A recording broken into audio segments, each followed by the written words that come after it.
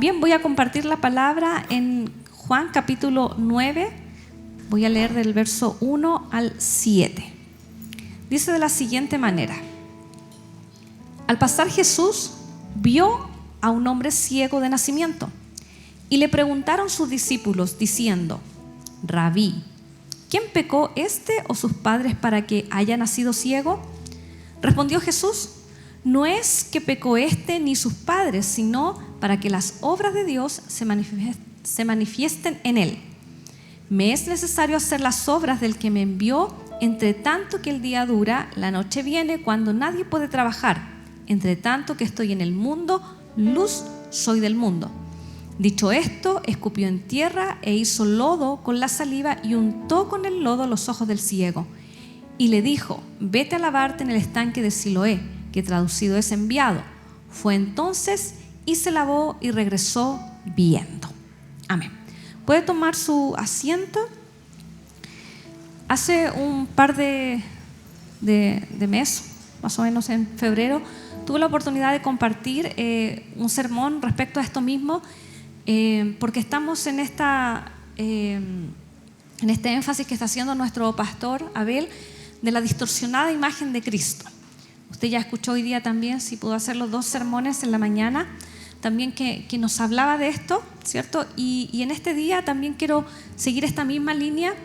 Y en esa ocasión yo compartí acerca de cómo este ciego tiene una imagen distorsionada de Jesús, de Cristo, y luego termina adorándolo, ¿ya? Solamente quiero narrar por breves minutos esta parte para aquellos que no me escucharon en esa ocasión, y los que sí me escucharon pero lo olvidaron, ¿sí? Porque así pasa, olvidamos las prédicas.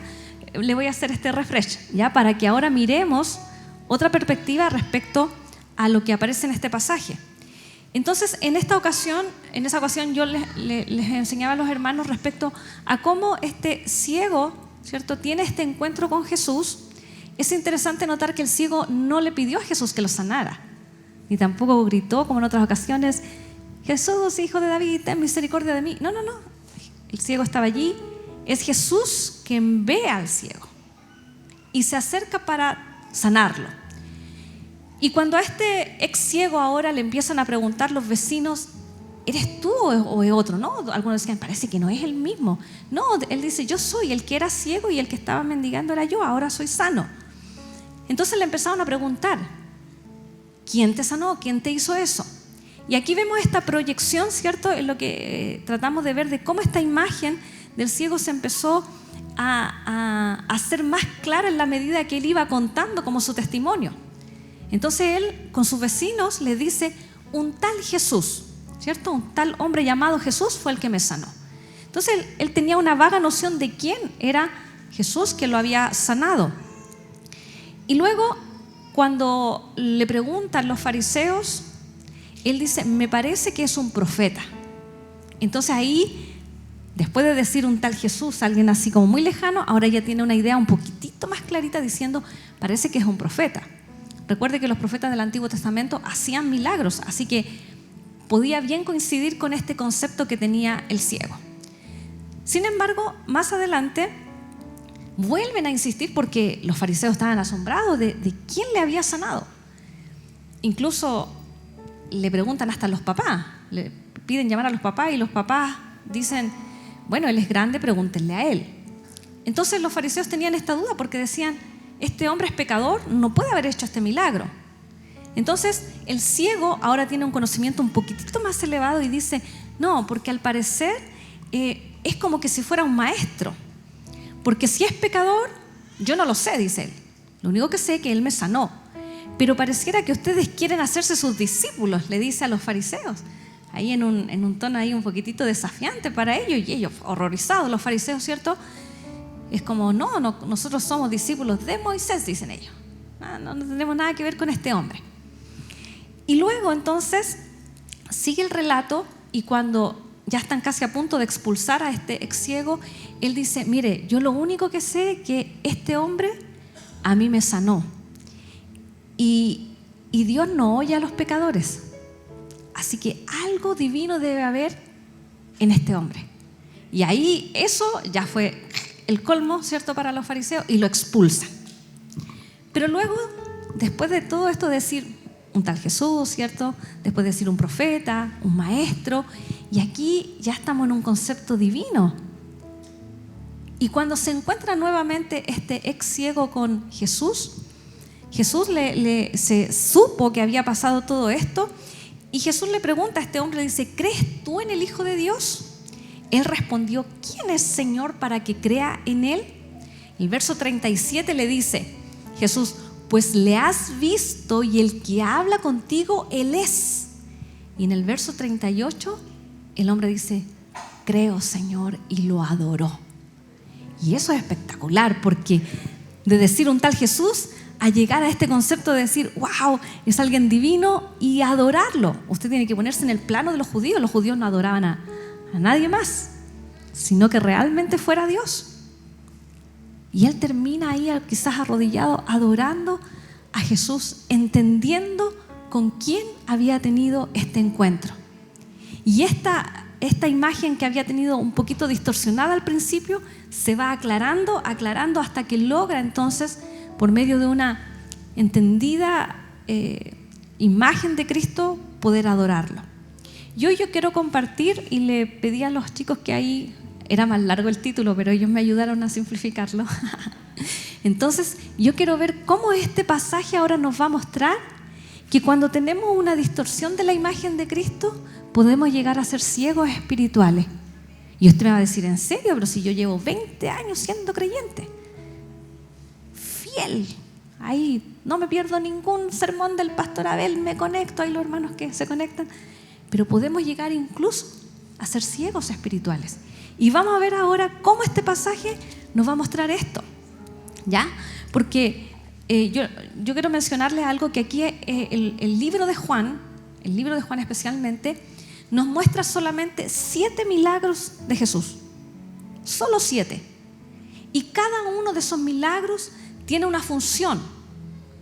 Cuando él cuando él está en las bodas de Caná, él convierte el agua en vino, y es para que los discípulos creyeran en él. Ese fue el comienzo de esos milagros. Entonces, cuando uno lee todo el libro de Juan, se va dando cuenta que cada uno de esos milagros va a tener un énfasis en la persona de Jesucristo, ¿ya? Y aquí entonces nos encontramos con este 6º milagro, que por supuesto quiere mostrar algo también de nuestro Señor Jesucristo. Y lo primero que vamos a ver es que aquí me llama mucho la atención de cómo Jesús vio al hombre ciego. Quizás había mucha gente ahí, a lo mejor habían otros más enfermos, pero Jesús ve a este hombre que es ciego, y es ciego de nacimiento, que genera, ¿cierto?, en los discípulos una pregunta: ¿quién pecó? ¿Sus padres o este mismo? Porque recuerde que muchas de las enfermedades para los judíos se consideraba como consecuencia de un pecado. Pero el Señor dice: no es que pecó este ni sus padres, sino para que las obras de Dios se manifiesten en él. Entonces ya vemos que hay una intención de Cristo al acercarse a este ciego para que las obras de Dios fueran manifestadas en él. Y este hombre no pidió nada, aparte que era ciego, ni siquiera a lo mejor sabía, ni siquiera se había dado cuenta, porque cuando usted está ciego no logra ver su entorno, solo escucha, a lo mejor distingue, puede imaginar, pero él a lo mejor nunca había visto a Jesús, nunca lo había escuchado, mejor dicho, porque si lo hubiese escuchado que estaba ahí o que era el que sanaba, quizás hubiese pedido algo. Pero este hombre no pide nada. No sé si lo nota ahí. Y es Jesús quien toma la iniciativa en hacer un milagro para él. Entonces, vamos a ver aquí al primer grupo. Mire, vamos a leer el verso 13. Dice: llevaron ante los fariseos al que había sido ciego. Verso 14. Y era día de reposo, cuando Jesús había hecho el lodo y le había abierto los ojos. Volvieron pues a preguntarle también los fariseos cómo había recibido la vista. Él les dijo: me puso lodo sobre los ojos y me lavé y veo. Entonces algunos de los fariseos decían: ese hombre no procede de Dios, porque no guarda el día de reposo. recuerde que los fariseos eran un grupo muy predominante, ¿cierto? Ahí en Judea, y era un grupo incluso político, tenía influencia social, pero tenía esta influencia religiosa de que ellos, ¿cierto?, amaban la Escritura, entre comillas, ¿cierto? La amaban y ellos querían respetarla, hacerla, cumplirla, y llegaban a ser muy legalistas en que eso se hiciera. Y la ley de Moisés decía que el día sábado no se podía hacer nada. Era el día de reposo. Y aquí el autor de Juan nos hace notar que el milagro de Jesús lo hizo en día de reposo. Entonces los fariseos se sienten ofendidos porque se está pasando por alto la ley de Moisés. Dice, este hombre no procede de Dios. Están de alguna manera cuestionando su divinidad solo porque ha pasado por alto la ley de Moisés. Porque era día de reposo. En día de reposo usted no podía hacer nada. Usted no podía, no sé, si una mula se le caía, usted no podía levantar la carga, usted no podía hacer nada de eso. Era un día de descanso. Y fíjese cómo ellos están pendientes de eso y ni siquiera están pendientes de que este hombre recibió la vista. De decir, wow, qué bueno, un hombre ciego de nacimiento y recibe la vista, yo estaría contenta. Y usted a lo mejor también. Pero mire, los fariseos no están contentos con el milagro, no están pendientes de eso. ¿Cómo esta imagen distorsionada de Cristo, lo único que ellos están pensando en que faltó a la ley de Moisés? Y quiero que miremos otro pasaje que no es dentro del contexto, pero para que ustedes vean cómo el Señor muchas veces cuando se encontró con los fariseos le decían que eran hipócritas y todo. Mire, veamos Lucas 11:37 y veamos allí cómo ¿sí?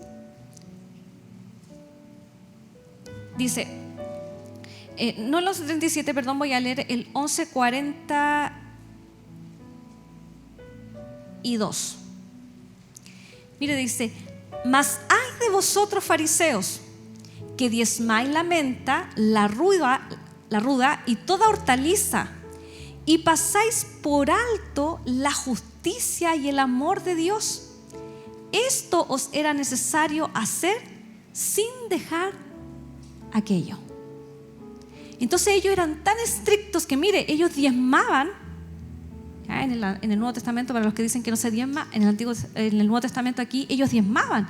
Pero mire lo que diezmaban: la menta, algo pequeñito, la ruda, no sé, una hortaliza. Estaban tan pendientes de hacer eso, pero sus acciones no honraban al Señor. De cómo, mire, él dice, pasaron por alto la justicia, el amor de Dios. Ellos de hecho ponían una carga tan pesada sobre la gente para que la gente cumpliera. Incluso el Señor les dice, no, ustedes son hipócritas porque ni siquiera ustedes hay cosas que las hacen.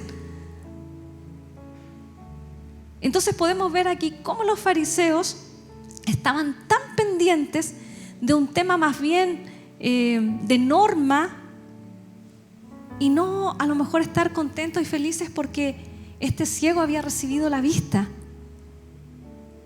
Y en la mañana yo escuchaba al pastor Abel cuando él decía cuántas cosas a lo mejor también nosotros hemos malinterpretado en la Escritura, y él en la mañana dijo, la mujer calle en la congregación, ¿cierto? Que se tomó muchas veces para que las mujeres a lo mejor no predicaran, no enseñaran, y él decía varios elementos de aquellos que nosotros hemos estado en alguna iglesia, a lo mejor metodista pentecostal, quizás no con el fin de criticarlos sin duda, sino que a veces nos apegábamos tanto a una regla, a una norma, más que a hacer algo que de verdad estuviera en el corazón de Dios.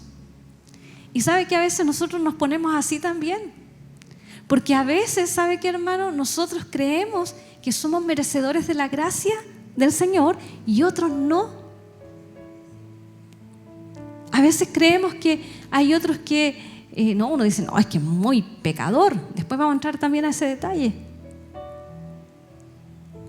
Conocí a una persona que una vez dijo, ¿sabes qué? Conocí a una persona que hablaba en lengua y dijo, y yo creo que ella no se merecía eso. Entonces a veces, o uno dice, yo creo que ese hermano a lo mejor no merece algo de Dios. No lo decimos tal y cual, pero ¿sabe qué? Nosotros lo pensamos. A veces, no sé, el que canta o el que ministra. No sé, ¿por qué el Señor lo usa a ese y a mí no? ¿Verdad que tenemos esos pensamientos? Y a veces no pensamos también en los procesos de nuestro hermano. A veces no pensamos cómo el Señor también quiere usar a otros hermanos. Y entender que solo es la gracia del Señor. A veces cuestionamos el actuar de Dios. Llegamos a ser religiosos. Así nos volvemos. Y en nosotros a veces no está la misericordia. A veces no logramos contentarnos con lo que el Señor hace en otros. Y eso es tener una distorsionada imagen de Cristo. Porque debemos entender que solo la gracia del Señor, todos nosotros, solo gracia. No tiene que ver con nuestro esfuerzo, no tiene que ver con cuánto yo ore, con cuánto yo ayune, que todo eso es bueno. No digo que no, porque el Señor se lo dijo a los fariseos. No, si está bien que ustedes diezmaran, está bien, pero no dejen de hacer lo otro.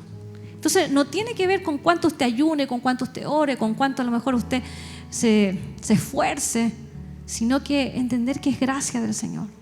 La gracia del Señor sobre todos nosotros, su fidelidad, su misericordia, esa misericordia que me sostiene a mí, lo sostiene a usted. Amén. Veamos el segundo grupo. Mire, en ese mismo versículo del verso 16, la segunda parte dice: otros decían, ¿cómo puede un hombre pecador hacer estas señales?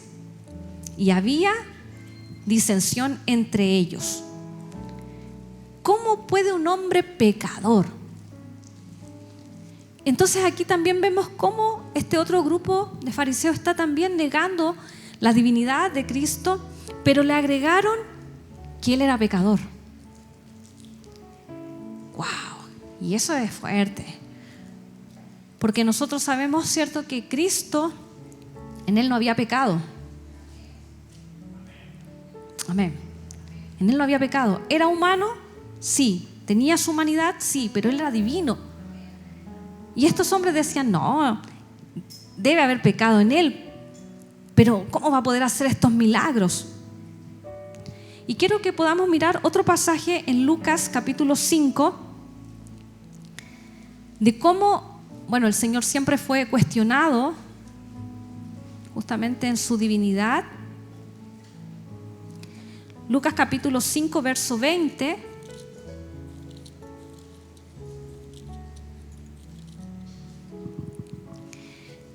Mire, aquí están estos vecinos que llevaron a un hombre paralítico delante de Jesús y tuvieron que abrir el tejado y lo metieron por ahí, por arriba del techo.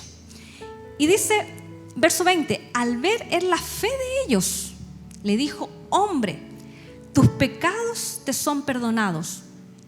Entonces los escribas y los fariseos, de nuevo, comenzaron a cavilar diciendo, ¿quién es este que habla blasfemias? ¿Quién puede perdonar pecados sino solo Dios?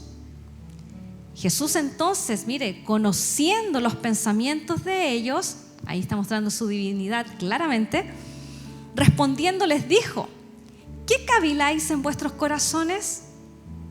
¿Qué es más fácil decir, tus pecados te son perdonados? O decir, levántate y anda. Pues para que sepáis que el Hijo del Hombre tiene potestad en la tierra para perdonar pecados, dijo al paralítico, a ti te digo, levántate, toma tu lecho y vete a tu casa. Así que imagínense, ellos estaban ahí cuestionando solo el que pudiera perdonar pecados y al final Cristo hace un milagro sobre este paralítico. Además, entonces vemos cómo ellos siempre estuvieron, por supuesto, negando la divinidad de Jesús. Y si bien es cierto, nosotros de alguna manera no negamos la divinidad de Jesús, porque nosotros hemos tenido esa revelación, ¿cierto?, en nuestros corazones, que Jesús es Dios. Pero sabe que algunas veces cuando tenemos una igual distorsionada imagen de Cristo, podemos ser ciegos a esta verdad de saber que muchas veces para nosotros el pecado de alguien resulta más importante de lo que Cristo puede hacer. Se lo digo de nuevo. Muchas veces el pecado de alguien lo elevamos tanto a lo que Cristo puede hacer. ¿Sabe que cuando estuvimos en este tiempo de ayuno, y usted recuerda la última semana de ayuno, el día domingo el pastor predicó acerca del dolor y del dolor que íbamos a tener en esa semana de ayuno? Y la verdad es que yo fui profundamente tocada por el Señor respecto a lo que el pastor Abel soltó ese día, porque dijo: muchas veces podemos ver a alguien quizás en la droga, en el alcohol o una prostituta, y a veces tenemos rechazo hacia ellos. Muchas veces nos pasa eso. Sentimos rechazo. Antes yo vivía en Estación Central y a la vuelta de mi casa habían unos jóvenes que eran travestis. Y de verdad al principio me causaba mucho rechazo ver a esos jóvenes ahí. Hasta que un día, orando por otra cosa, el Señor pone en mi corazón cuánto necesitan del Señor. Y sabe que nosotros a veces nos fijamos más en el pecado de alguien, rechazamos a la gente y no manifestamos quizás el dolor que puede tener esa persona de vivir de esa manera, de alguien de vivir en la calle, de alguien que está a lo mejor sumido en las drogas. Y nosotros a veces no actuamos con fe, con esperanza, de creer que Dios puede hacer una transformación en la vida de la gente. Y creemos que el pecado de esa persona es tan grande que no le predicamos. No, pero si está borracho. No, pero si es drogadicto, ¿para qué? A veces caemos en esas actitudes.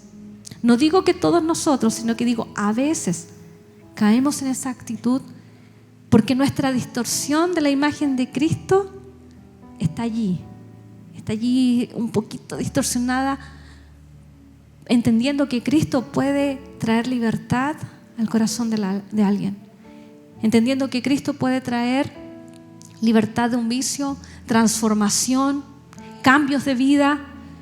Nosotros lo hemos experimentado, pero ¿al cuánto a veces podemos mirar a otros, aquellos que quizás no conocemos?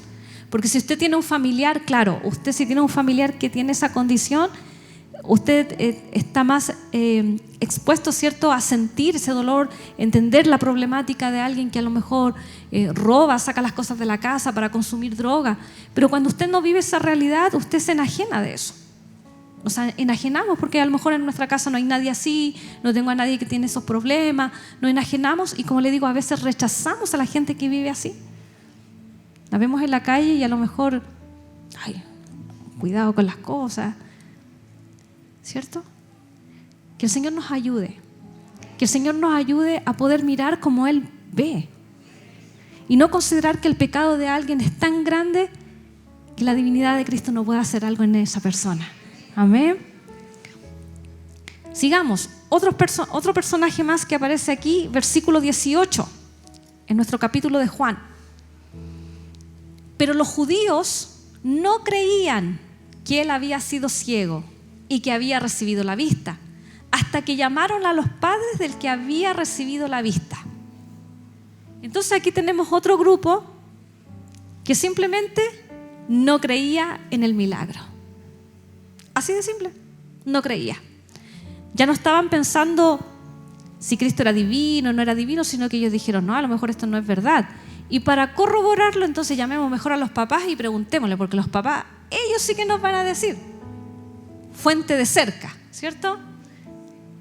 Esta fuente nos va a decir si el caballero este era ciego o a lo mejor veía y estamos haciendo un show aquí, ¿cierto?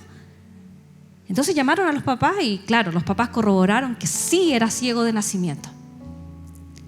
Y aquí quiero mencionarles que, aunque usted no lo crea, muchas veces nosotros no creemos.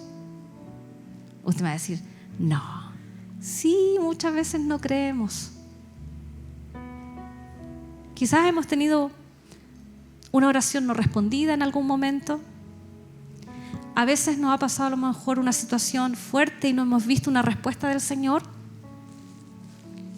Y eso a veces nos hace no creer. Porque mire, usted puede tener fe que sí el Señor hace cosas, que sí el Señor puede cambiar, transformar, pero sabe que a veces no tenemos la profunda convicción de que Dios puede hacer algo. Y se lo digo con mucho respeto hacia ustedes, porque a veces, ¿sabe dónde se ve? En cuando nosotros soltamos nuestras peticiones. Porque a veces decimos, mi papá no creo que llegue al Señor. Él es muy duro. No creo que mi hermana se convierta porque ella dice ser atea. Entonces nosotros nos vamos poniendo obstáculos nosotros mismos a no creer a lo que el Señor puede hacer. Inclusive hay personas que creen que a veces hay manipulación en los milagros, que, digámoslo de manera honesta, puede ser, si eso puede ser. Y esas malas experiencias nos hacen dudar. Esas malas experiencias nos dicen, no, ahí hubo manipulación. No, eso no es verdad. Y puede ser, sí. Pero esas malas experiencias nunca deben hacernos dudar de lo que realmente Dios puede hacer. Porque mire, hace ratito lo cantamos. Usted lo cantó por cantar, o lo cantó con entendimiento cuando dijimos, milagroso, abres camino. ¿Sí o no? ¿Lo cantó con convicción o solo lo cantó porque está bonita la canción? ¿Cierto? Pero cuando después nos enfrentamos a nuestra realidad en la casa y ve a lo mejor a alguien que no ha recibido sanidad o ve situaciones, usted comienza a dudar. Comenzamos a dudar de que Dios pueda hacer algo. O a veces creemos y tenemos fe para otros y no para nosotros. Y eso es tener una imagen distorsionada del Señor, porque Él lo puede hacer. Él puede obrar. Él puede y quiere. A veces no cuando nosotros queremos, por supuesto, ni en los términos que nosotros queremos. Nosotros queremos todo ya. Y a veces el Señor se da sus tiempos para procesarnos, para vernos. Pero no podemos dudar que Él puede hacer cosas y quiere hacerlas, y que Él obra milagros en medio de nosotros. Él es un Dios de cosas imposibles y lo creemos. ¿O no? ¿O no? Ya, quería convencerme de que sí me está siguiendo en esta exposición. Entonces podemos nosotros a veces, cuando tenemos una imagen distorsionada de Cristo y de lo que Él puede hacer, convertirnos en ciegos, en no creer. Y finalmente, quiero que podamos ver nuestro último grupo. En el verso 20 dice así: sus padres respondieron y les dijeron, sabemos que este es nuestro hijo y que nació ciego, pero cómo ve ahora no lo sabemos. O quién le haya abierto los ojos, nosotros tampoco lo sabemos. Edad tiene, preguntadle a él hablará por sí mismo. Esto dijeron sus padres porque tenían miedo de los judíos, por cuanto los judíos ya habían acordado que si alguno confesase que Jesús era el Mesías, fuera expulsado de la sinagoga. Y aquí ya entramos a un terreno más íntimo, porque de los fariseos se podía esperar eso, que dudaran de la divinidad del Señor, que creyeran que era pecador, se podía esperar. Pero aquí los papás, ¿cuán valientes fueron estos papás? ¿cierto? De ver que su hijo había sido ciego de nacimiento, que ahora recibe la vista, y ellos son incapaces ahora de estar delante de los fariseos y decir: sí, él recibió la vista y fue Jesús el que lo sanó. No, dice, ellos dijeron: no sabemos cómo lo hizo, y dice, ni sabemos quién lo hizo.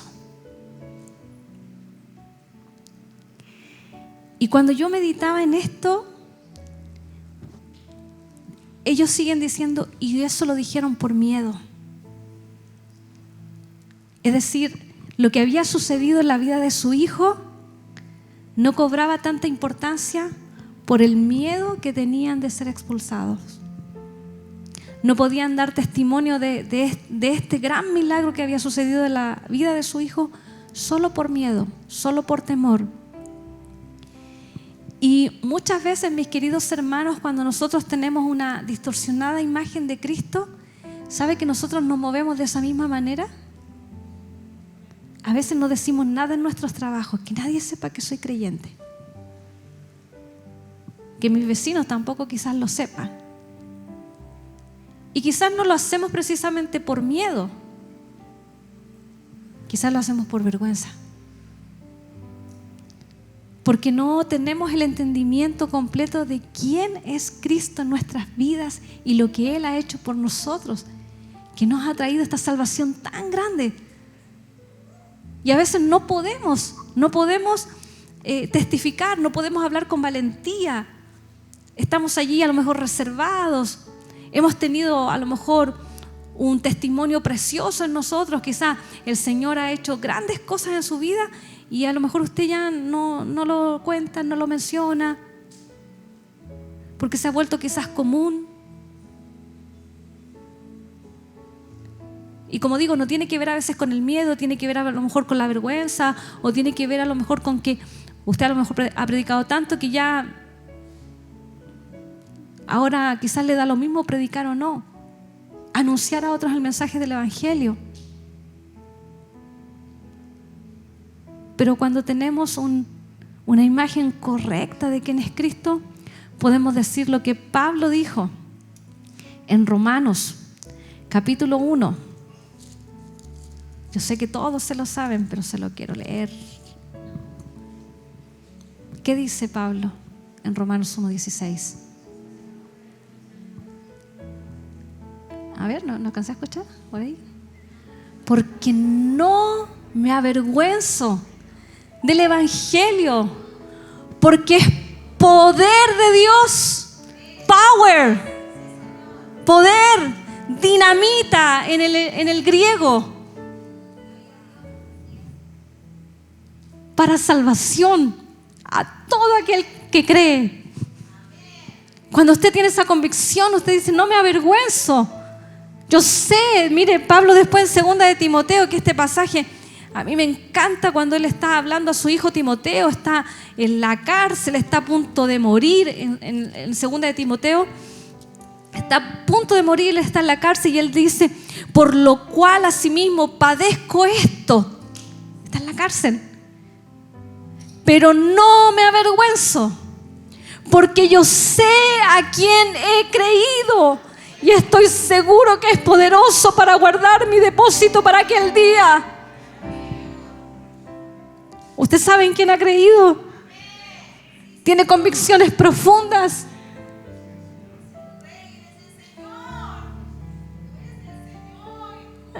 Estos padres tenían una imagen incorrecta de Cristo. Por eso tuvieron miedo, tuvieron temor. No podían decirle a los fariseos: ¿qué importa que los expulsaran? Porque cuando uno lee el pasaje dice que al ciego, por decirlo, y lo mencionó tantas veces, de hecho los confrontó y les dijo: ustedes parece que quieren hacerse sus discípulos, ¿por qué me piden que lo vuelva a decir, que lo vuelva a hablar? Y ellos dijeron: tú nos quieres enseñar a nosotros. El ex ciego ni siquiera quería enseñarle a los fariseos nada. Quizás poco sabía de la ley. Solo quería decir lo que a él le había sucedido. Y ese testimonio fue tan fuerte para los fariseos que ellos dijeron: no, te expulsamos, sal de aquí. Pero a ese ciego no le importó ser expulsado, porque se había encontrado con Cristo, que había transformado su vida de haber sido ciego, no ver nada, y ahora poder ver y poderse encontrar con Cristo, porque después puede estar a sus pies adorándolo. Pero sus padres no tuvieron aquella valentía, tenían miedo de ser expulsados. Y muchas veces, mis queridos hermanos, nosotros somos igual. A veces nos da miedo, nos da temor hablar. Inclusive, no sé, pueden ser cosas tan sencillas. Nos da vergüenza incluso estar en el trabajo y pedir una bendición por los alimentos, dar la gratitud al Señor. Porque dicen: mis compañeros me están mirando. ¿Acaso ese plato que tiene ahí no se lo dio el Señor? Para que usted se siente y diga: Señor, gracias por este plato que tengo aquí, que puedo comerme. Pero hasta eso nos da vergüenza a veces. Pequeñas cosas. Y es porque cuando tenemos una distorsionada imagen de Cristo, entonces no podemos saber en quién hemos creído. Dudamos. Y eso nos da vergüenza. Pero si tuviéramos esta convicción como la tiene Pablo, de decir: no me avergüenzo de Cristo, yo sé en quién he creído. Y dice: Él es poderoso para guardar mi depósito para aquel día.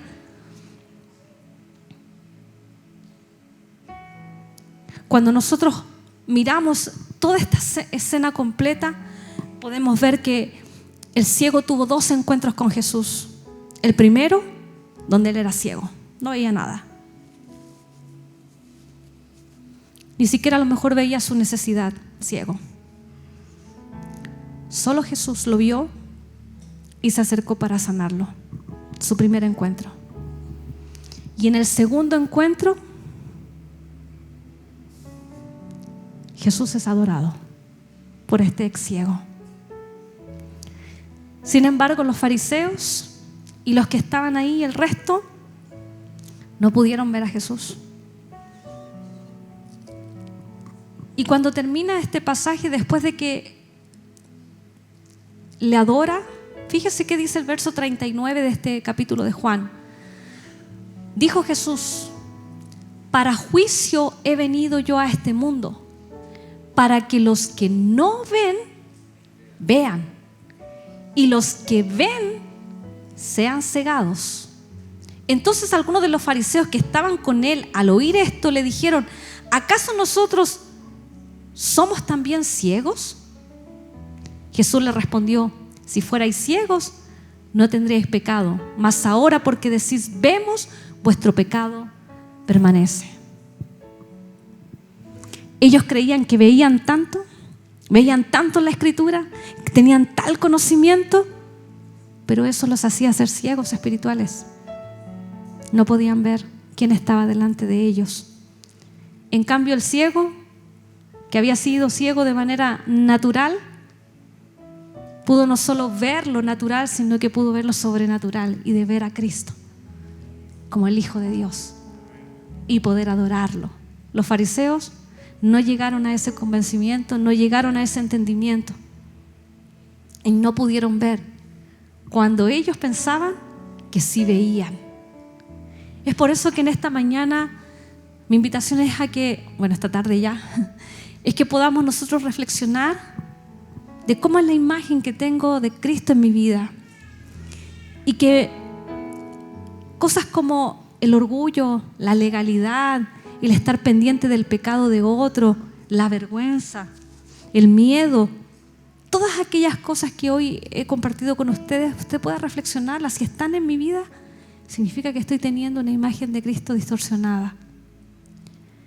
Mientras pensaba en esto, yo decía, hay un dicho por ahí que se dice que no hay peor ciego que el que no quiere ver, ¿cierto? Entonces, cuando no queremos ver algo, cuando no podemos verlo, eso nos hace equivocarnos, hacer las cosas mal. el tener una limitancia como la vista es muy vital. Aquellos que hemos sido cortos de vista, es muy triste sacarnos los lentes y no ver nada. Hay muchas cosas en las que usted se ve invalidado. Entonces, ¿cuán importante es tener nuestra vista agudizada para ver al Señor en cada una de nuestros procesos, ver al Señor en nuestra vida cada día, ponerse los ojos de la fe, estos lentes de fe que siempre digo, y ver al Señor en medio de su familia, de creer que Dios puede hacer, de que Dios puede obrar? Y mire, mientras estaba arriba, el Señor me hacía recordar este pasaje que se le da a la iglesia en la Odisea. Y el Señor le dice: porque tú dices, yo soy rico y me he enriquecido, y de ninguna cosa tengo necesidad, y no sabes que tú eres un desventurado, miserable, pobre, ciego y desnudo. Por tanto, yo te aconsejo que de mí compres oro refinado en fuego para que seas rico, y vestiduras blancas para vestirte, y que no se descubra la vergüenza de tu desnudez, y unge tus ojos con colirio para que veas. Ese fue un mensaje del Señor a una iglesia que creía estar súper bien posicionada, y no era así. Que podamos en esta mañana entonces, en esta tarde, poder ver al Señor, tener la imagen correcta de nuestro buen Dios y poder ver como Él quiere que nosotros veamos. Amén. ¿Les parece si oramos al Señor?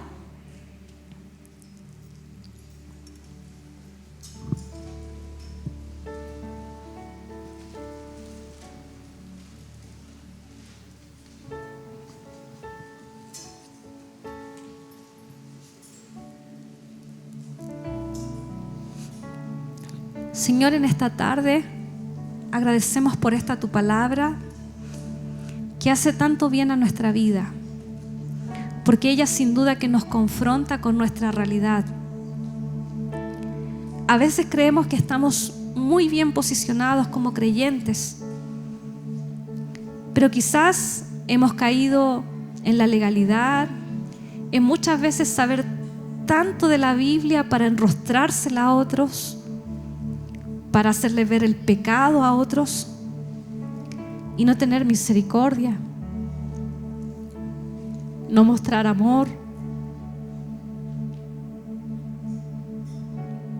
A veces nos creemos tan súper espirituales que dejamos de hacer aquello que a usted le agrada.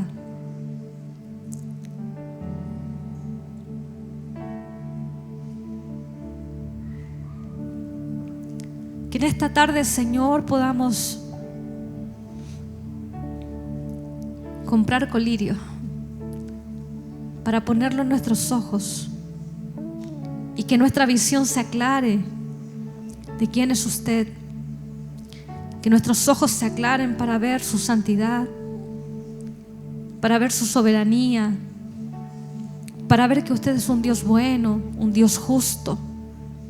Que nuestros ojos se aclaren para ver que es un Dios de milagros, un Dios que obra aún en este tiempo.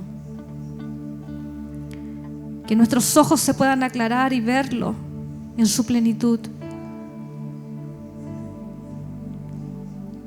en lo santo, en lo bueno que usted es, y no en nuestros conceptos preconcebidos, en conceptos que a veces nosotros hemos levantado como argumentos en nuestra mente y en nuestro corazón.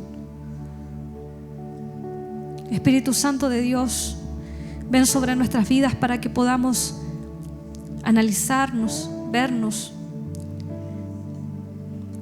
y que podamos ir en esta progresión como tuvo el ciego y podamos simplemente adorarlo a usted.